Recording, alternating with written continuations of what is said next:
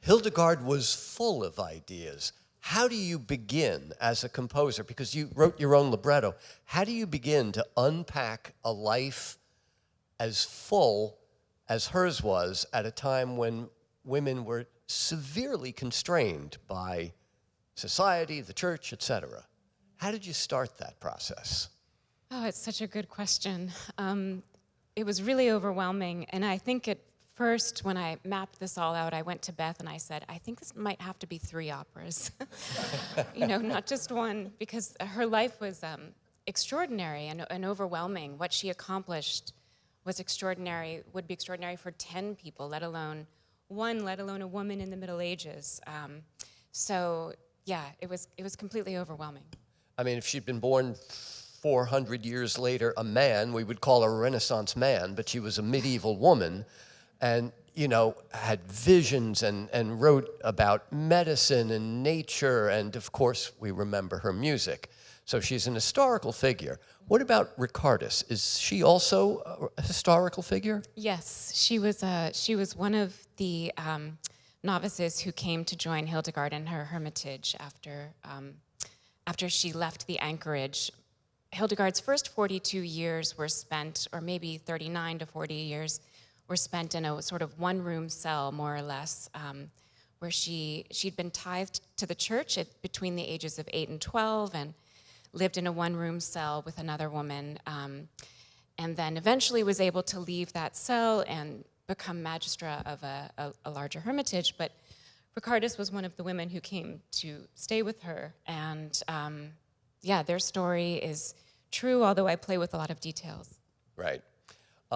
You have done a lot of vocal music over the years, song cycles like Penelope and Unremembered, and an unorthodox take on the Mass that looked to this world rather than the next. So on the one hand, it seems like stepping into the world of opera would be a logical next step.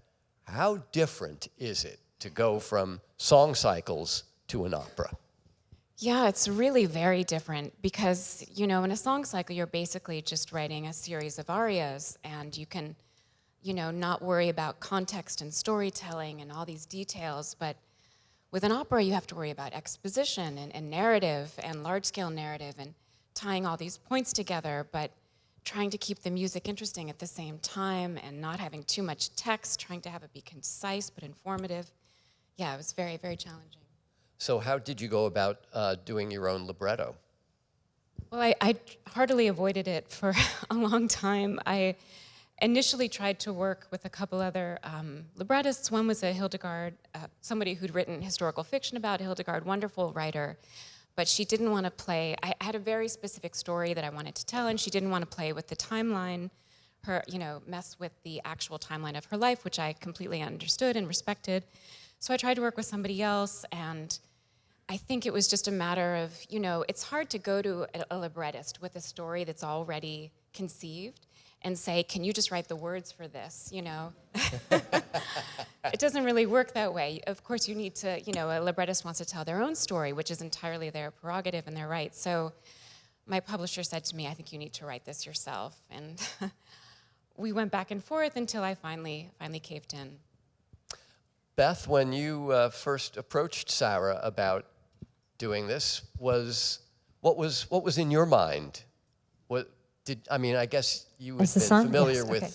You'd So been familiar with her what was in my vocal mind work. was Penelope, which we had done some of, and a Liederabend, and then we did it in Boston when I was curating there at the Gardner Museum. But I figured if Penelope was any indication of what Sarah could do with vocal writing, that I needed to commission and produce her first opera. Penelope is on repeat constantly on my playlists, and I absolutely love it. And this has been such a journey for us. Coming to this place, almost 10 years later, we've been working on this together. So it's been really a huge journey, and lots of people came into that. And the libretto writing process was, I feel like Elkhanah and myself and our dramaturg Annie, who's not here tonight, we feel like we kind of birthed a librettist. Like it sort of took a village, and to also just sort of give confidence to Sarah that she could do it, and it was a really very deep, very long, and also very fruitful endeavor, and I think she's done an incredible job. So what is it like, that initial conversation? Who comes up with who said, Hildegard, I want to write about, was that you, Sarah? So, this is dating myself, but when I was in college, Hildegard was not in my music history survey course. And so I wasn't familiar with her music until quite a bit later in my life, but I discovered Hildegard actually through reading a book about migraines by the neurologist Oliver Sacks. And he was talking about her visions that he posited were caused by the migraines that she reported to suffer from, and the visual patterns that she saw in her visions, he said corresponded to the kinds of things that people see with aura and migraine. So I was fascinated, and I wanted to know more, and I started reading about her and listening to her music, and I was completely astonished by her music, completely enraptured by it, and couldn't believe I hadn't heard it before. And then reading more about her, I became absolutely fascinated by her story and her visions, and her sense of the female divine that she cultivated in her writings and her music. So I said to Beth, when she came to me and said, do you want to write an opera? I was like, I've been thinking about Hildegard for years, so. Well, this scene that we just saw, the opening melody on the harp, it's almost like a troubadour kind of, it has a very medieval, like this being Germany, I should probably say a Minnesänger kind of harp sound. But then it goes elsewhere. So, the music here it's different from what we've heard from you before. How much of that is kind, and Beth is nodding her head, how much of that is just is a result of the new format, the new kind of context that you're writing in? And how much of that is driven by the story? Yeah, well, it's really interesting, actually, because some of that harp music I actually wrote like 25 years ago. And I just had this, I wanted to bring it back into this. I frequently borrow from myself, time-honored tradition, but so some of it is, it's a mix of what I consider to be my harmonic language. It's a mix of influence from, early music for sure, Hildegard's music, but other music as well. I mean, I didn't want this to just be, like Hildegard has told her own story in music already. So I wanted to sort of channel Hildegard, or use Hildegard as a vehicle to tell a story about more universal themes and ideas, and to tell a story about women in that time and women today, and religion and spirituality and what it means to have a more integrated spirituality from a gender perspective, all these ideas. And so Hildegard was just a good vehicle for that. Well, for centuries, Hildegard was a saint in the Roman Catholic Church, and then Still is. Is she? Yeah. I'd heard that when they purged like Saint Christopher, that Hildegard was one of the many who sort of got. Actually, it was sort of the opposite. I mean, Really? Yeah, they had tried to canonize her for centuries, and she was always shot down. And then in 2012, finally, they canonized her. But somebody snuck her onto the calendar of saints for the feast calendar earlier. So she was kind of She had nominally a saint. She had a feast day. Yes, which September I believe 17th. was September. Elkhanah was just telling me. This coming Wednesday. I was going to say it's this week. Yeah. Elkhanah, Sarah had to deal as a composer with an historical figure who had a body of music. You have to deal with Hildegard as a director, and she had a body of kind of visual art. Maybe not in the sense of paintings on a wall, but there was a very visual kind of sensibility to a lot of her visions, her writings, things like that. So what was your way in to bringing Hildegard to the stage? Well, thanks for asking. I mean, the thing that's beautiful, so Hildegard created a book that's quite famous called Scivias, and there are illustrations within that. And one of the very early decisions that I felt quite strong about was to not rely on those images. They're very specific. They have really specific iconography. And it felt like if we went down that road, we would be omitting a large swath of audience who couldn't necessarily get on board with that sort of level of visual representation of faith. And so it was really important to work towards something a bit more universal, more mysterious, more collective. And then I would say the other way in was, you think, oh, an opera about a medieval subject matter, it's going to be like mahogany candlesticks and everyone like shrouded, with hoods and stuff like that. And so it was also about defying expectation for the audience at walk-in and creating a visual world that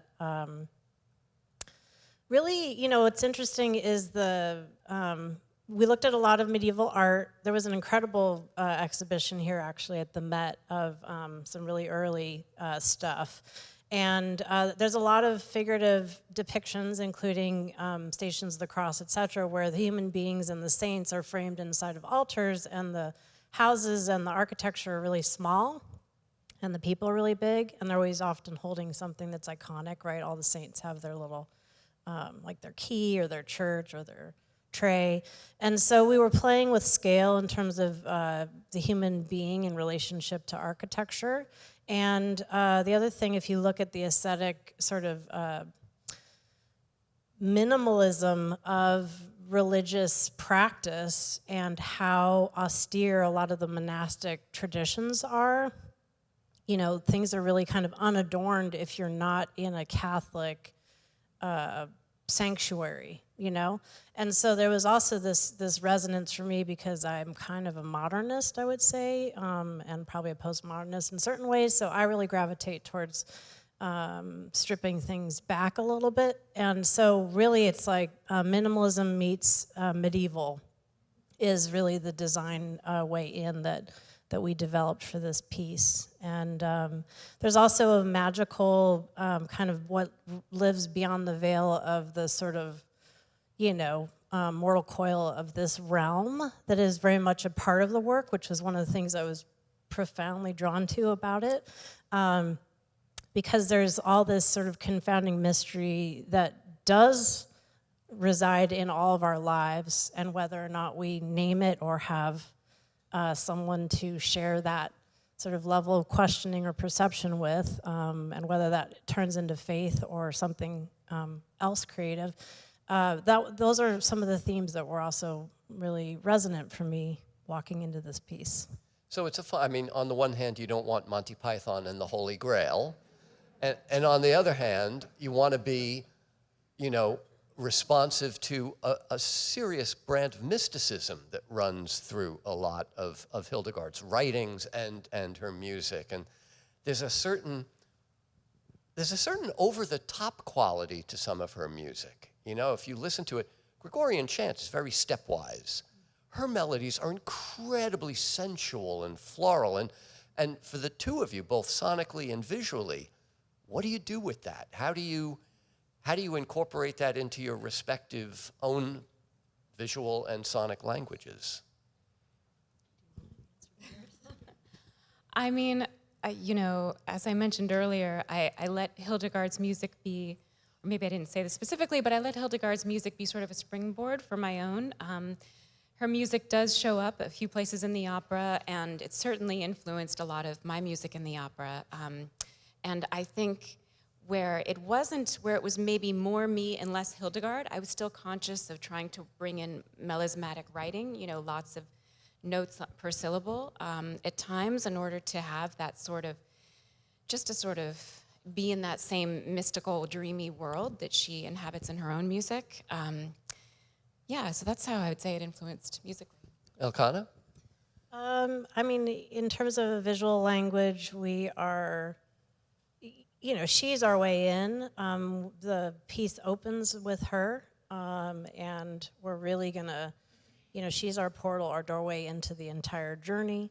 And she does experience some visions, and so we are experimenting with and playing with how we're going to manifest those on stage. And so there is a lushness and a richness that will come, but there's also a very sort of pulled back minimalist asceticism that is going to contradict that, so that we sort of have the realm of daily life and then the realm of faith and perception beyond what we can see here. All right, so let's leave mysticism aside and talk reality for a moment. When you're coming up with these ideas, do you need to know who your stage is, what stage it's going to be, who you're presenting companies? I mean, how much do the rest of the panel get, are they in your mind's eye, mind's ear, as you're trying to figure out what I want versus what I can actually make happen?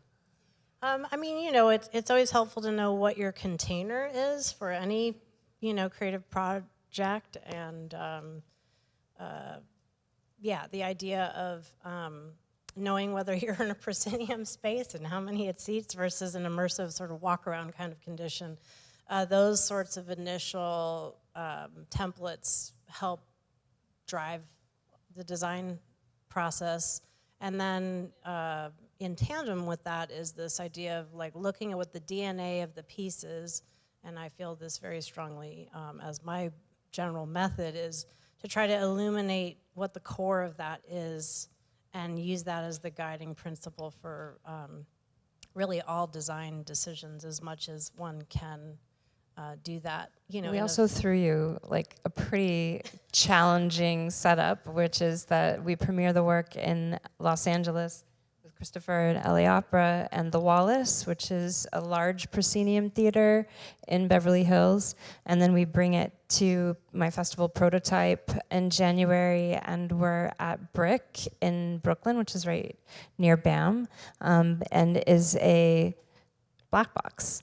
So we really threw a lot at this creative team to be able to adapt the design for very different kinds of spaces. And because BMP tours our work, that's sort of always what we're asking the creative teams to do, is to like, how can we have an adaptable design?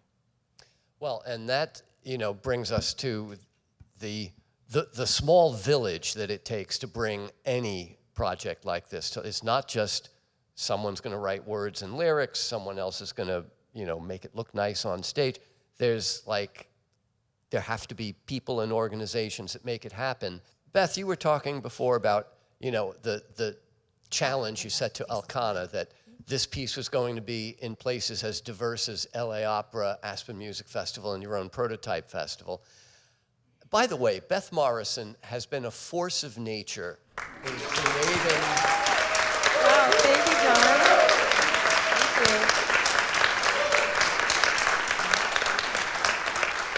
you. In creating a whole new body of contemporary music theater, often dragging composers kicking and screaming into the world of opera, with her cohorts who have long included Christopher and LA Opera. So explain, Chris and Beth, how that partnership developed and how it continues to be so prolific. You can talk about the origin. Started with you.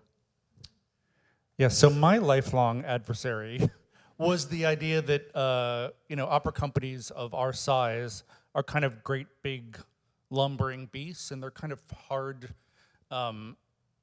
Adaptation is difficult for them, and so in a way, this wonderful relationship was born really of frustration, which was there was this extraordinary group of composers that were emerging that were interested in this art form, and who I think had really profound things to say about contemporary society, or had a profound take on older stories. And there was just no way for an opera company to be able to support that work in any meaningful way. And so rather than just being frustrated about it, because when we put something on the main stage, it's a 5-year, 10-year gestation period, and it's many, many, many eye-watering millions of dollars to do that. I started to think, well, is there some other way that we can provide support for artists? Because in the end, that's the reason why the opera company exists, and also, frankly, to support audiences. And we knew that there was an audience for this work. And so I had admired Beth from afar, and I thought, well, why don't I just tell her that? So I cold called her. Best call of my life. And we had a, I would say, instantaneous connection, because we shared a vision for how this could work. And kind of the rest is history. We're now 10 years in, 14 projects in, and basically Beth provides a kind of complementary set of skills that are not native to a major American opera company. Even if we wanted to commission contemporary and chamber work, we just don't really have the infrastructure to be able to support that, because that's not really our main focus. And so it's been hugely advantageous for the company, for artists, and for our audiences. And hopefully, in return, it's also been beneficial to BMP. Yeah, absolutely. I was interested in Los Angeles for a long time, and the cold call that Christopher gave me was to my Upper East Side studio, which I no longer am at, but I was like, to my executive director who was with me, and he said the rest is history. But this partnership has been such an incredible partnership, actually, and such an incredible, meaningful one in the life of my company, but also for me personally, as we really brought this work to Los Angeles together, as we really created an appetite for it, as we really created a dialogue about what the form could be together, representing the sort of largest, most traditional, and the smallest, most experimental, and everything in between. And yeah, it's just, the friendship that we've formed as well, of course, has been also just a really grounding one in my life, and a really special one.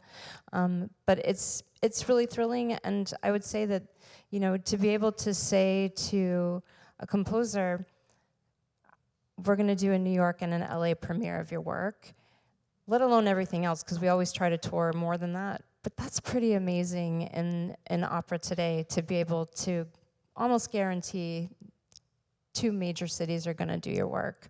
And so to premiere this work in LA with LA Opera, and then to bring it here to New York to my festival, is exactly how I hope every single piece ever created gets to exist. So. Yeah. But it's not just LA and your festival. It's also, Alan, the Aspen Music Festival. How did you get roped into this? Well, we've had a long, very happy relationship with Sarah. Sarah was a young composer in our program, and then we've done her Blue Hour in 23, Forward into Light in 24, forthcoming cycle for Will Liverman, the baritone, in 27, and then Hildegard in 26. So a lot of great work with Sarah. So we were enthusiastic from the beginning. This scale of work is extremely good for us. And when Renee Fleming became artistic director of our opera program with Patrick Summers, she said, let's do really important chamber opera. And this is one of the first wonderful fruits of that idea. I will say, in our second summer ever in Aspen, Stravinsky came and eventually did Persephone and Oedipus with us, so that was an origin story. Last summer, Christopher Theophanidis and Melissa Studdard had a really epic work, Siddhartha She, that we gave the premiere of, and so we're really committed to this kind of project, this kind of new work. Now, we will do it in a room about like this, our small recital hall, chamber music hall, seats 500. And, but we also have a project to take it to a really extraordinary place in the valley where Aspen is. Up in the mountains in a meadow is a monastery where the monks sing the Cistercian orders, the hours, every day in the Gregorian chant. It's a beautiful place, and we have the idea of staging this in their chapel. as a reflection back to the world of Hildegard. Wow. Elkhanah, did you know about that? That sounds awesome.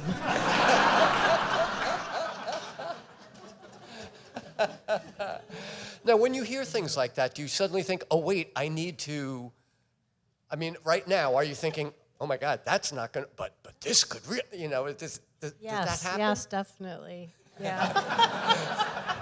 Well, and we collaborated with Elkhanah on Elisa Weilerstein's really wonderful Fragments program, which is a combination of theatrical presentation and solo cello recitals. That was a great project. The upshot of all this is, you know, in the classical music world, there's been a long history of one and done. You know, it's sexy to commission a piece and give it its premiere. But a piece, it can be, given the chance, a living, breathing thing, and it grows up to be something different than it was at that initial performance. And, you know, I think those of us who've followed pieces over the years have seen the evidence of that. And to be able, Beth, to not just give a first production, but a second production, and then even a third production, and the opportunity for a piece to actually mature and grow into itself. I think that's really still an undervalued part of this world. I completely agree. I also really believe in trying to keep the companies together as best as we can so that the singers move with it.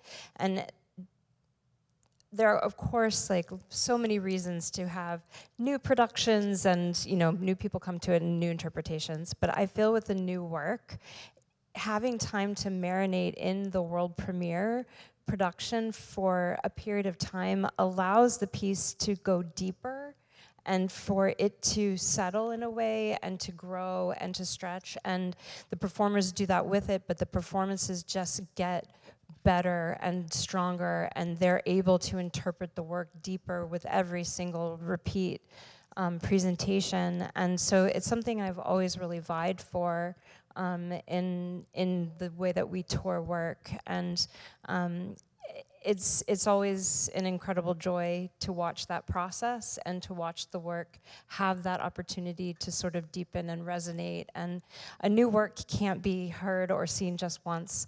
And so it's always been from the very beginning of my company, like our mission, to not do a one and done, but to try and move the work around the world as best we can.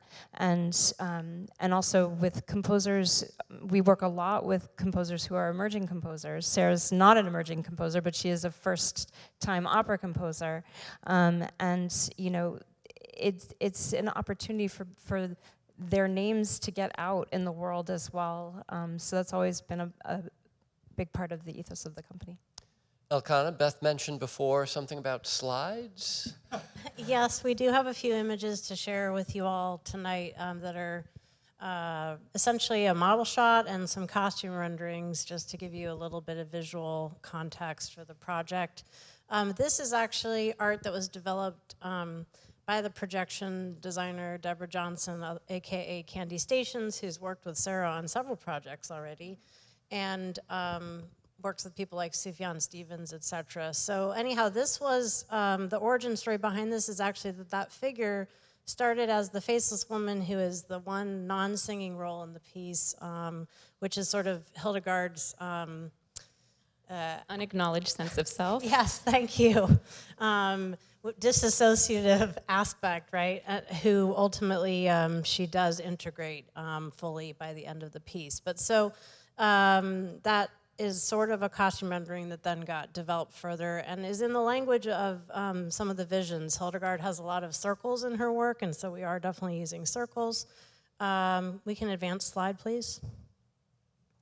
And this is, again, I talked to you about those like sort of scale of architecture, right? A box, again, with circle. Gold was obviously a big deal in churches and also in medieval painting and in architecture and in illuminated manuscripts. So we're doing gold, but we're doing it in again, a sort of modernist way. And then we have these miniature churches that are also an aspect of the piece. And it's a white box. We are playing around with black and white and the transformation, because there's an epilogue that transports us a few years into the future to Hildegard's triumphant success in terms of accomplishing building her own space called Rupertsberg. Next slide.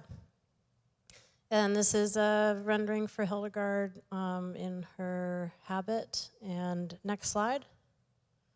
And this is Ricardus, who is, again, visiting and is not dressed in the D.Z. Bodenberg sort of color palette and habits of the sisters, and will remain an outsider throughout the piece because Abbot Kuna will not accept her, even though Hildegard is requesting that she be integrated into the abbey. And next slide. This is Mechthild, bad guy, secret bad guy. But again, also just sort of gives you a sense of the world of the men and the monks, and the patriarch plays a big part in this piece as well. And it's no accident that Sarah wrote for 4 women and 4 men.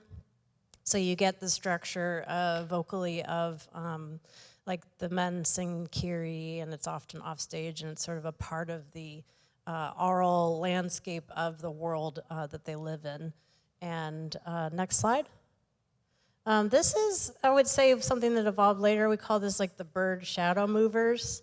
And this is just people who are inhabiting the space who help move things around on stage and are not seen by the humans. And this sort of speaks to that. Again, in medieval art, there's a lot of angels bearing witness to the human condition. And there are also demons and black shadows present in a lot of that iconography. Famously, Jesus sort of turning away a black angel on a mountaintop. Can't remember who that's by, I'm blanking. But anyway, so that, again, was sort of part of the evolution of this. And maybe Hildegard would be the only person who could perceive someone such as this. Next slide. And this is the last image, which is of an angel. And there are 3 angels in the piece as well. And again, looking at historical, but then also fantastical, and liberating our own imagination in terms of how we want to celebrate and explore what it means to represent angels and faith and these themes on stage. And I think the next slide brings us full circle back. Thank you. All right.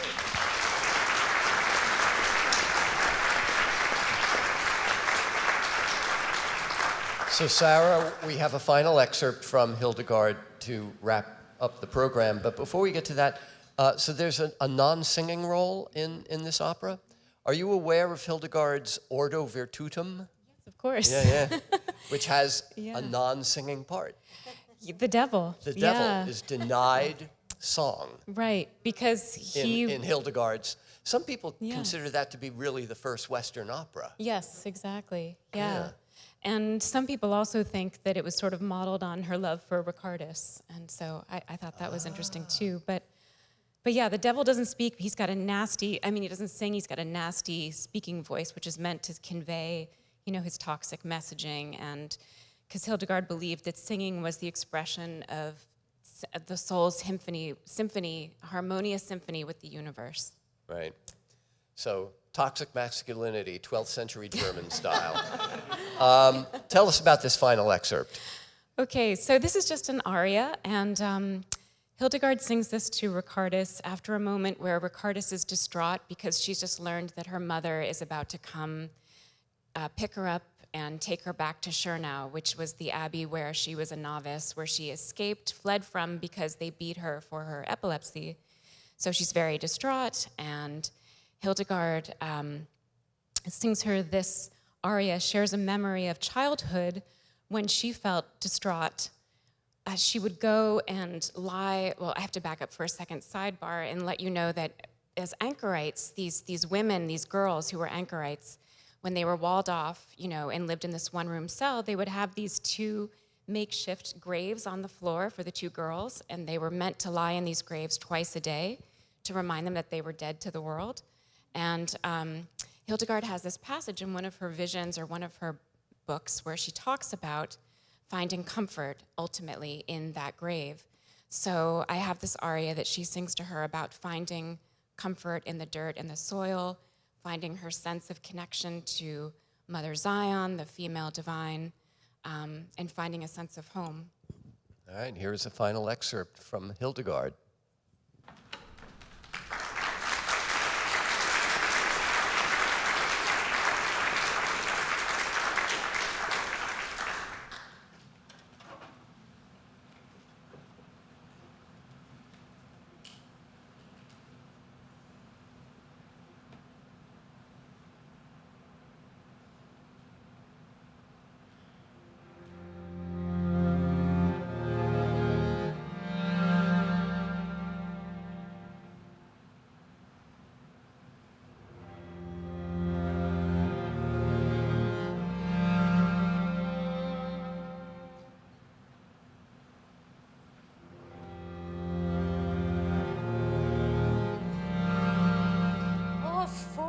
Sea before me, high-peaked mountains, path of thorns and snakes, no way to cross, O Mother of Zion,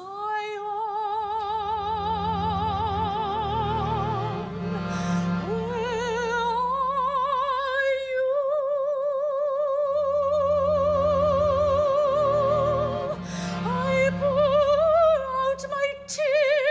Sighs to you, but loud waves crash, and you cannot hear my voice. I am not dead enough, Mother. I still feel, please take my soul.